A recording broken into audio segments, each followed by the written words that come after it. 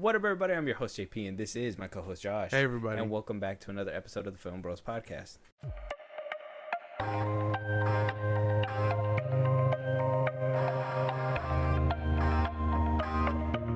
All right, so, Josh, we have another movie review today. Very much, man, I wanted to come in here more excited about it, to be honest. It's unfortunate, because it's not very exciting. Yeah, so, I mean, like a Band-Aid, I guess. Josh, Yeah. let them know what we're talking about today, and we'll just get into We're it. talking about Eenie Meanie 2025. How many banks have you robbed, Edie? You get right to it. 12 banks, 3 jewelry stores, a nightclub tycoon's corporate office. However, there is something that is complicating this picture for me. Your boy's a liability. X. Is he, though? Eenie Meanie. You were the best behind the wheel. Unfortunately, I'm not smart enough to get away from John. He owes me $3 million.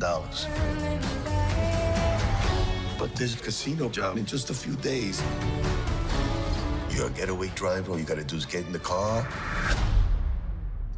and get away. And if you fail, I'm gonna have your skeleton pulled out through your skin by a Haitian guy who does it at a very fair price. What's his name? Tim. Haitian Tim. Eenie Meanie 2025, starring Samara Weaving, Carl Glusman, directed by Sean Simmons, written by Sean Simmons. This is Sean Simmons' first directorial debut. He's done other projects. He's been a writer more than anything, Right. For a bunch of projects. This movie, obviously, what caught our eye, well, at least my eye, I don't know if it does it for you too, but Samara Weaving. Like, this was just like Perfect. Coming off of a review of Borderline, I was like, exactly. okay. We watched Borderline, but I even said during Borderline, if anything's gonna put me in the seat, it's Samara Weaving. Like, Right. you say that she's gonna be in the movie. Scream 6, when that movie came out and she was in the front of the movie, that was like the best surprise. Sucks that she got killed. Excuse me. Sucks that she got killed off pretty quick, but at the end of the day, I was like, that's fucking cool that she showed up. I was like, man, she could have been like a main character or something. Yeah, you would think, but, Waste of potential. Waste of as it potential. is. So yeah, that's kind of like my draw in. Is that what kind of drew you in as well? Or? I mean, it was very, very, very, very much her. I can't even lie. I think after Borderline, after the praise that I gave it, I was like, you know what? Even if the trailer, because we did react to this trailer, but even after the trailer where I was like, this is just female Baby Driver, I was like, she's gonna sell that bitch, so it's okay. And maybe this is gonna be something like of a issue for Samara Weaving, unfortunately, because I just want to go on a quick rant because I've seen two of her movies back to back, and then I've also seen obviously her other work like Babysitter. She's done both Babysitters. She was, like I said, she was in Scream 6. Damn, what are they? Ready or Not. Ready or Not. I loved Ready or Not. What other movies is she in? Yeah, I think that's basically Mayhem. She was in Snake Eyes. She was in Valet. Oh, all the kinds of Valet. things. I liked her in the Valet too. Yeah. So I mean, she's done a lot of stuff, but everything that she's done, I mean, she's getting a sequel for Ready or Not, but I can't make an argument for that because she also got a sequel for Babysitter. Right. And I gotta say, both of like a lot of her projects are always in the decent range. There's never anything that kind of like elevates her, and I'm like I'm waiting for that one movie that just kind of like Shoots her up. shoots her all the way up. And unfortunately, I don't know if this movie did it, but we're gonna talk about it. Yeah. And we're gonna figure that out, right? Eenie Meanie, right? It has a 41% on the tomato meter, green splat, with a 59% on the popcorn meter. Are we agreeing with this score? It seems kind of harsh, but I could see why. Right. I can understand it. Now, I don't know if I totally agree with it, but I can understand it. I think this movie has a lot of like technical issues as well as things that I'm pretty sure most audiences that did see it didn't enjoy either, and it's really hard to piss off one or the other. But if you manage to do both, you're fucking up. So basically. So I mean, I could kind of agree with it too. Like I said, it just seems like something that like either you're gonna rock with this movie, and I want to say like I felt like watching it. I feel like women for some reason were gonna like it, but I'm like, there's a lot of talking too, so I don't know. yeah, I don't know. Because there was a lot of trauma dumping, I would say. Also that. I don't know. You can't just shoehorn a woman anymore. You got to make her badass. And if there's no badassery, what are we going to do? You got to make her badass or vulnerable and Right. make her take control of her life. And Yeah. Yeah. Like I said, it seems like there was a certain audience it was kind of going for. And I don't know if I was that audience. I don't know. But maybe we'll figure it out as we go down the line a little bit more. But yeah, we can agree that the score is kind of okay. Right. Like I said, Sean Simmons, he did a couple of TV shows. He was a writer. He's not he wasn't never a director, but in this particular instance, he was the director and the writer. He did both. His directorial debut. Which, as a director, if we want to start the review off, I guess it wasn't too in the bad. cinematography side and like direction and all that He didn't stuff. do too bad. I can't say I hate it. I can't say I hate it. If that's where we're going. No, I'm not gonna lie, because if there was like I think we talked about this in a different review, where like it was his first go and it just felt like flareless. It just felt like borderline. Right. I think it was borderline. This movie actually felt like the cameraman was putting some flair behind it. Like the director was actually like, "Oh, I got this scene" or whatever. I don't know if the action. I don't think the action would have worked without some of the camera work that was used. Basically, yeah. I think I got to give him his props. Not gonna lie, I think he kind of put a stamp. He did pretty good for his first time. When it comes to the director side, writing, I feel like I got an issue with it. Not the lack of, but the too much of. We always have a issue with like the lack or the script kind of being bad, but this one I felt like this one was a little too much. And looking at his background, I kind of feel I understand why. Right. So, really quick, Josh, before we dive a little bit deeper into this, if you want to give us a quick rundown about what the movie's about, real quick, and then we'll get into the characters and all that good stuff. Attempting to leave her life of crime behind, Eanie Meanie is looking to get her life back on track. She's supposedly a wheelman, which is, if you can remember what that is, it's basically just a driver for heists and shit. She was really good, and then she quit because of something catastrophic happening. She wanted to get her life right. She runs into a couple of people, mainly her ex-boyfriend, who gets her into trouble. And now they have to do a job to basically get out of trouble. The entire movie moves forward with said job. Lines are crossed. Things happen. People die. Oh, and a romance is rekindled. I would say that that's the gist of it. Okay. Yeah, basically it. Spoilers up ahead. If you haven't seen the movie, go check it out. Or stick around and find out if you still want to or not. All right, yeah, basically that's it. Josh, character-wise, like I said, Samara Weaving was in here. She kills it. Had She kills it. Carl Glusman. I like them both. They were great together. Andy Garcia as Nico. I love him as an actor himself. So to see him in this movie was a great surprise. Seeing Steven Zahn in here too for just a second. I mean, that was a cool like little cameo. I would basically say. Jermaine Fowler. I feel like I've seen him before, but I didn't really. I can't really point to where I've seen him. Let me see where I see him. He was in Ricky Stenicki. Ricky Stenicki. Oh, fuck. I swear I was like, where did I see him from? And Coming to America. He was in Coming to America, the second one. Oh, okay. I that's where I seen him from. And then, yeah, the rest is wood. Yeah. Ricky Stenicki, Sorry to Bother You, Am I Okay? He was in Sting. Oh, he was in Sting. Yeah, he was in Sting, too. Not bad. So, I mean, they all do pretty good. I can't say the cast was terrible here. I think everybody did their part. Marshawn Lynch? Popping up. Okay. I don't hate him. I don't hate him, but I don't hate him for his acting because I was gonna give him props on the acting side. Him like coming up from like Brooklyn Nine-Nine to Right. making his little jumps here and there, and now eventually having what I would think to be a bigger role. You can tell he's trying. Yes, was he necessary into the film?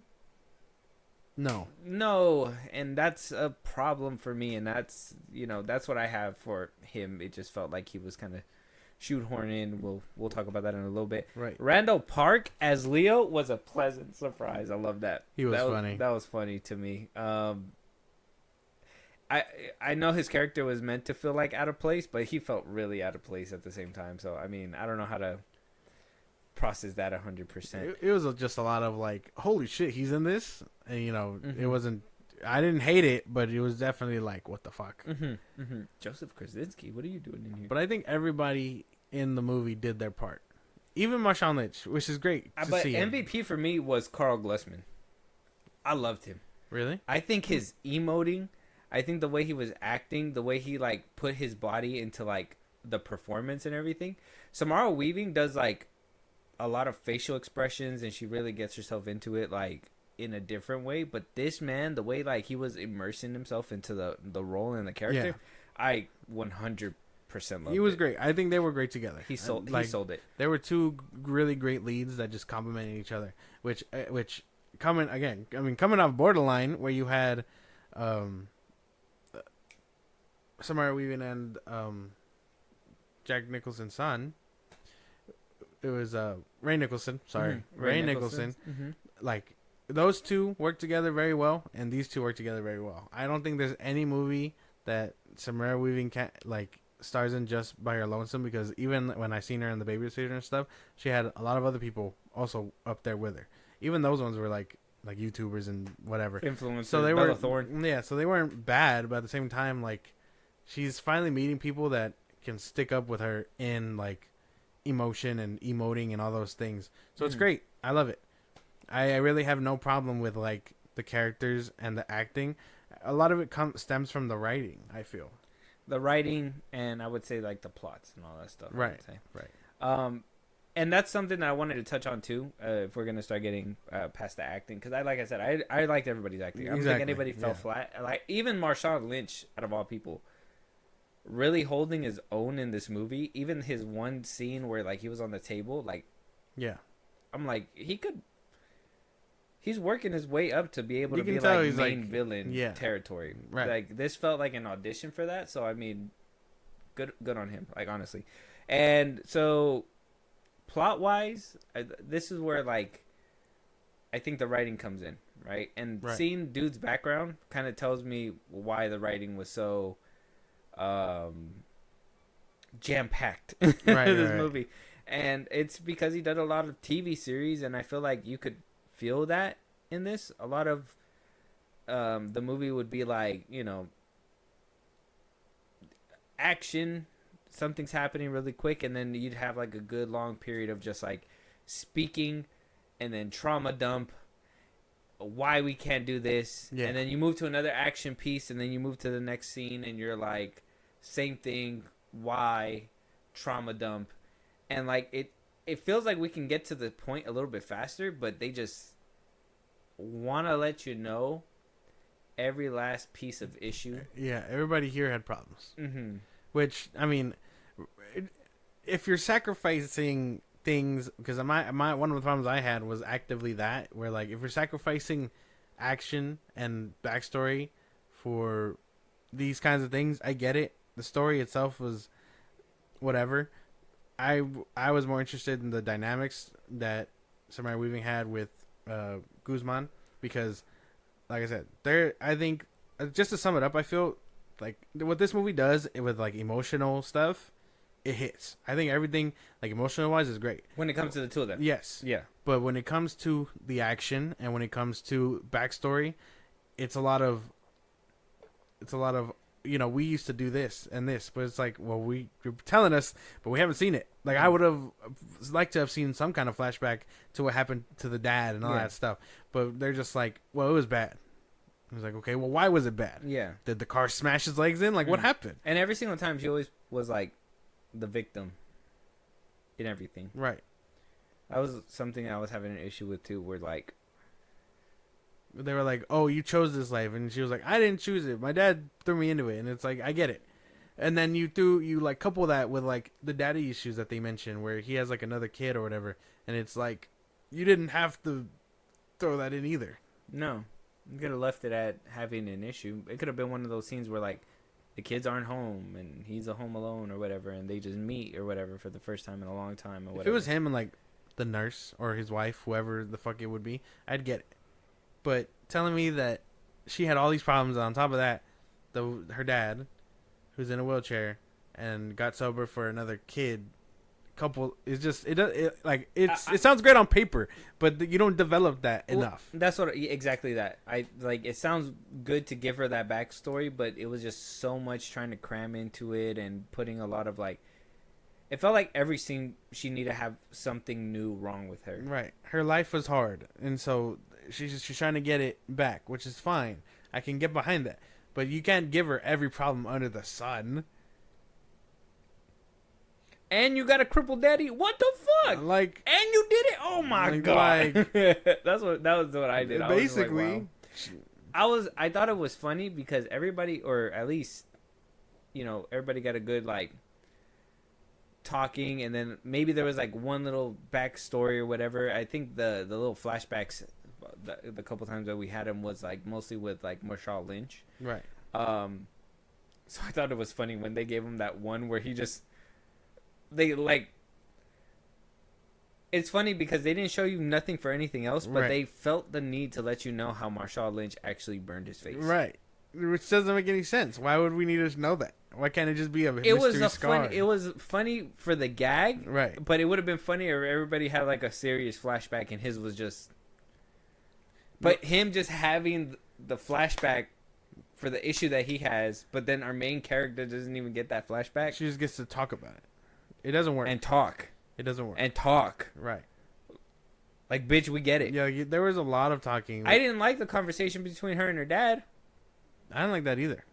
Because I feel like at this point we were seeing a solution to something we never really saw the problem for. Mm-hmm.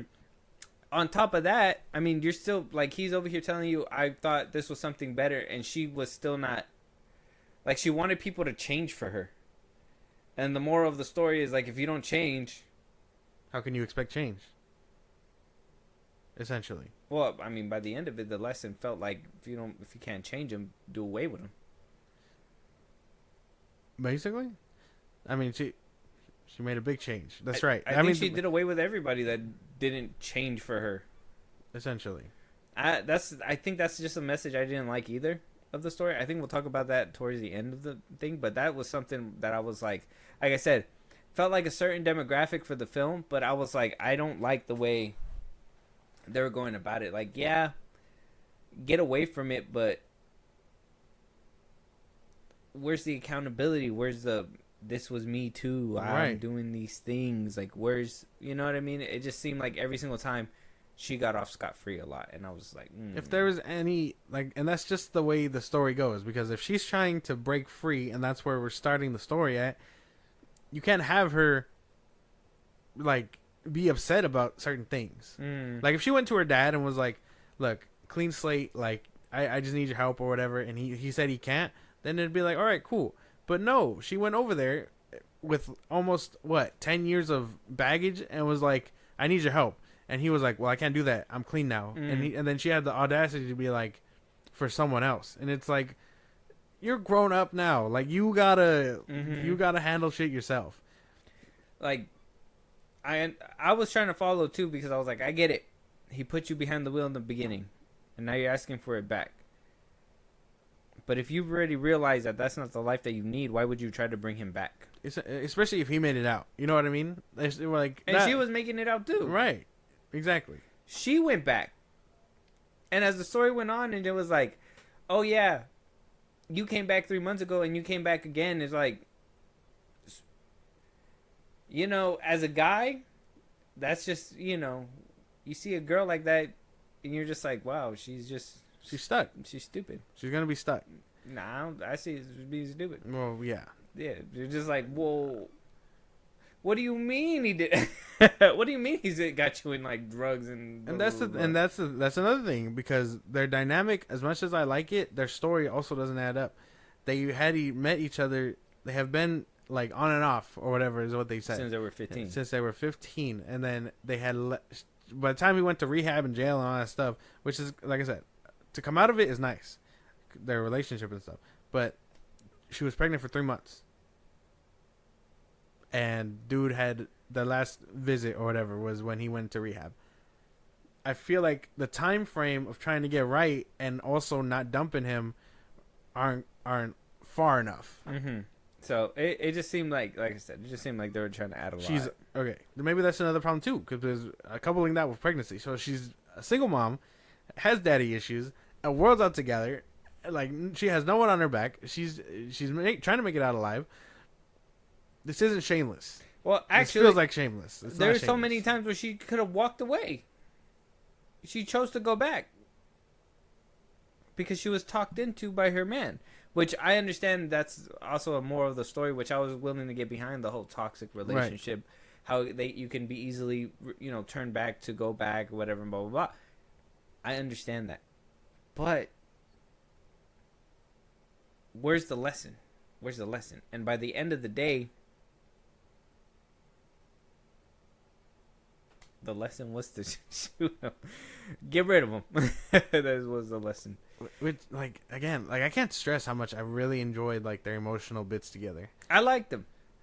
It's just, there wasn't enough to where it was that bit that you mentioned just now, unexpected and left field.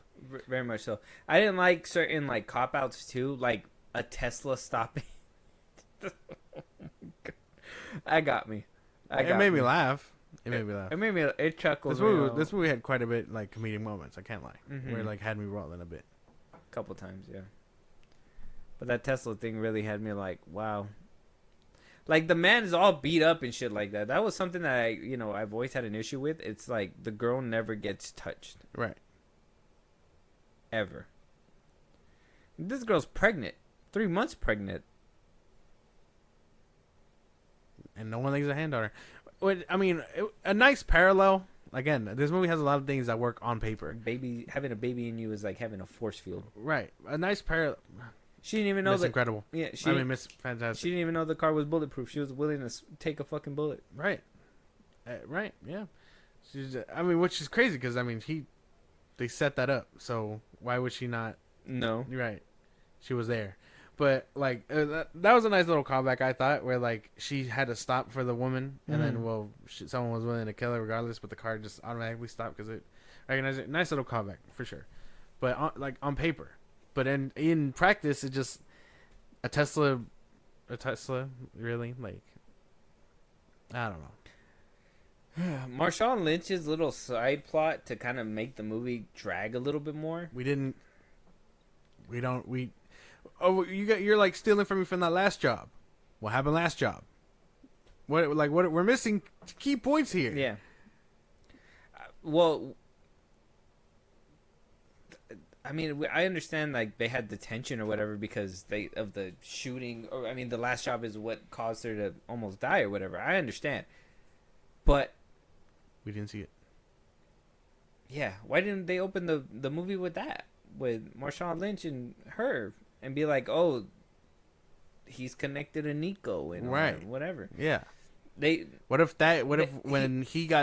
he took the last job's money or whatever and left, that was when he was a trust okay, he could have been a trusted driver with her, but then boom, he took his cut. He took everybody's cut and left to handle it and give it back to Nico or whatever.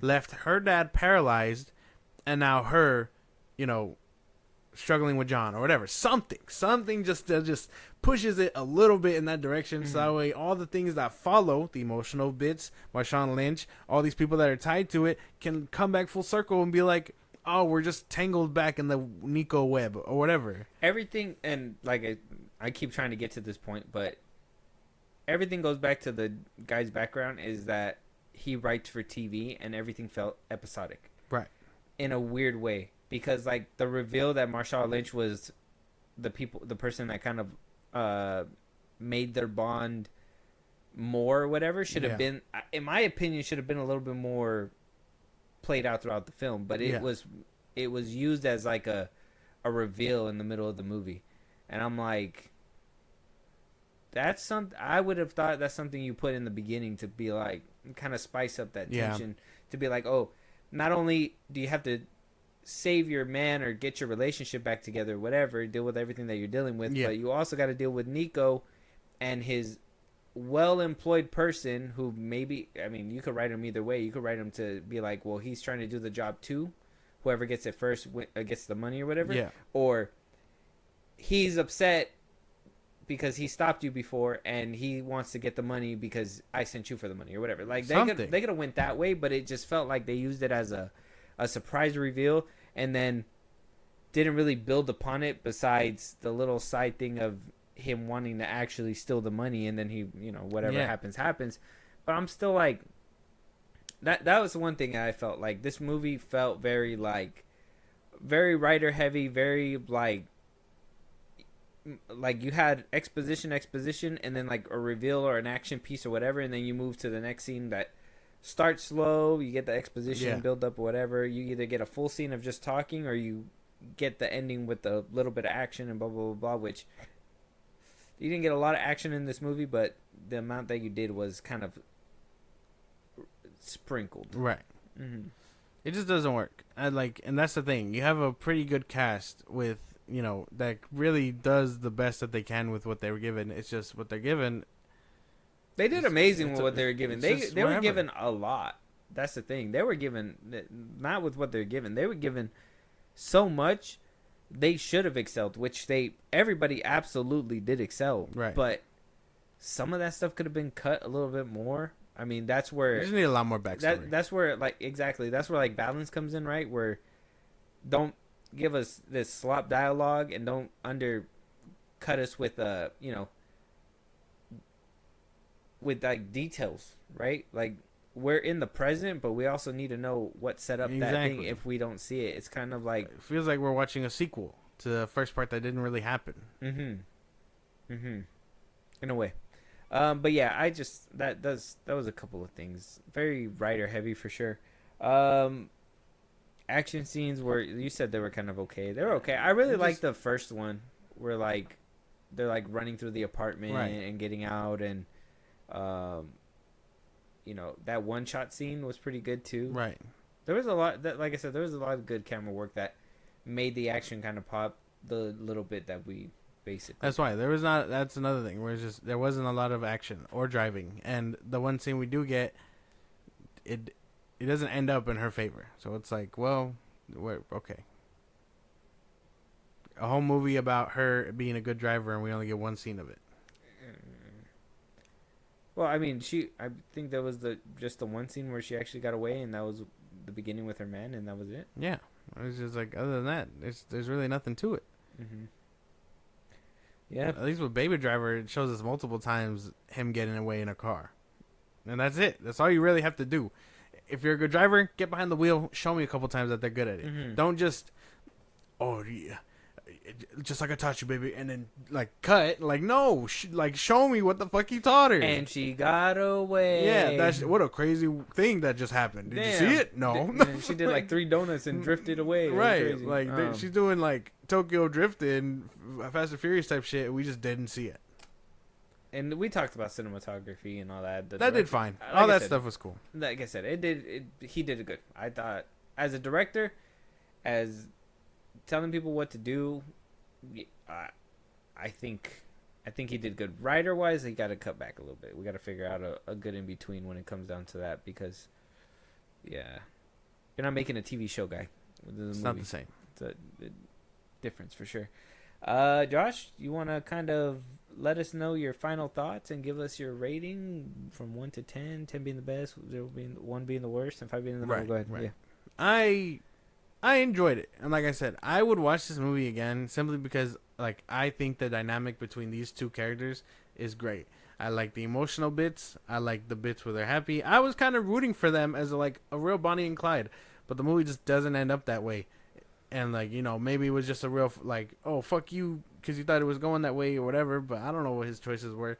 I think the writing Like the plot mostly was just too convoluted. We didn't get enough backstory for things that were happening outside of what they told us. I think it needed a little bit more fleshing out, but again, this movie was like 2 hours. So how much can you really do? At that point, you're taking away dialogue and all that extra shit. A decent streaming movie. I can't even lie. I gotta give it like 5 out of 10. Right in the middle. Justice for Tomorrow. That's what yeah. Justice for Tomorrow. She does good. It's just the projects they have her doing, or the ones that she's picking. She could really be what everybody wants Margot Robbie to be. The next Harley Quinn. The next Harley Quinn, and she could actually be like a way better actor than what Margot Robbie is. I honestly think she has better chops than what Margot Robbie is. All right, man. I didn't know we were dunking on her again. I'm just saying. And then same thing with the other one too that is coming up, Sydney Sweeney. Yeah. Yeah, no. Samara got them both. You just got to get your team together. You got to tell them, you got to pick, like, maybe this movie sounded good. Like I said, it sounded good. And I liked her in Babysitter and all that stuff to, like, start off and everything. But when are we going to get to the point where we're making, like, blockbusters, like movies that are going to stick with people? Because I hate being like, do you guys know who Samara Weaving is? And then people are like, who? No. I'm like, have you seen The Babysitter? And Get they're shot. like, what's that? Yeah, it's like, ugh. I'm trying to hold it down. Yeah, and it's just not working. And I keep getting rejected, Samara. Stop. Please. So we need justice for her for sure. I want to recognize a little bit more of what her co-lead did. Right. Carl Glusman. Yeah. I really liked him. He did good. He was in Bike Riders. Yeah. I remember him now. That's cool. I gotta watch more stuff with him. I think he'll be like one of those actors that kind of like Jake Gyllenhaal, Austin Butler. Like, I just look forward to movies with them. So, I mean, if he can really keep up this momentum, I think him too. Or he's going to end up in the same wheelhouse as Samara over there, where he's just making these movies that are just, they're okay, but they're just not moving the needle for him, unfortunately. Because, I mean, he was in Bike Riders, but he wasn't the star. And even then, I don't think that movie was, like, superb either. Like, it's good, but it wasn't going to do nothing either. At the end of it, shit, I don't know. Solid 6. Only because Randall Park's in there. Solid 6. Okay. That shit made me laugh. Randall Park. He said, what did he say when he's like, oh man, he flipped. He's like, what? You put him in a box like he's some kind of turtle? He's like, I put holes in it. Oh, you put holes in it. Oh, like, okay, yeah, no. So there, like I said, and then his movements and everything when he was like moving the box, and he was like, no, he's alive. He's like, oh wait, no, I think he's dead. And then he shake him. I'm just like, oh, okay. I would watch it again. I would watch this movie again for him. Yeah. For Samara too, but unfortunately, you know, Samara gave me that what is it, like, if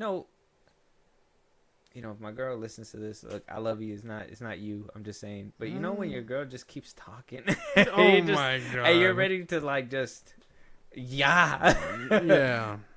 That's what Samara was doing. That's crazy, bro. Yeah, I like in the middle of her like trauma dump, I was just like, Yahweh. I was like we done heard it all. I know. Julie, get this. I was like, damn. And you made him lose his legs. That's crazy. He deserves to run away. I don't know. I'm just kidding. He put her in the life of crime, I guess. Let us know what you guys think, though. Check out the movie. It's on Hulu. Soon to be just merged with Disney Plus, so you won't have to do 2 subscriptions. Thank the Lord, Disney. But I'm pretty sure it's gonna be like one big price. Probably gonna be like $18 for everything or something. Watch. All right, man. Disney Plus, watch. Yeah. Anyways, check out the movie. Let us know what you guys think. Yeah, Josh, let them know where they can tell us what movies, topics, TV shows. I'm gonna get into Alien Romulus, not Alien Romulus, the Alien show. Alien Earth. Alien Earth. I'm gonna start getting into that one. Okay. Oh, does that mean I also have to get into it? Hey, if you want to, if you want to do a review, I want to do a review. Cool. Let us know what you guys think. Josh, let them know where they can talk to us and do all that good stuff. Twitter, TikTok, Instagram at FilmBros Podcast. We'll post our episodes where we can hit us up there for news and movies you want us to cover. Bust out link in the social I just gave you. It's like a Patreon. You subscribe with our show. Go, really appreciate it. Listen to us anywhere you get your podcast at FilmBros Podcast, Spotify, YouTube Music, Apple Podcasts. Again, wherever you get your podcast. Be part of the conversation. Twitch at FilmBros Podcast. And when it's all said and done, subscribe to our YouTube at FilmBros Podcast. Yeah, wait.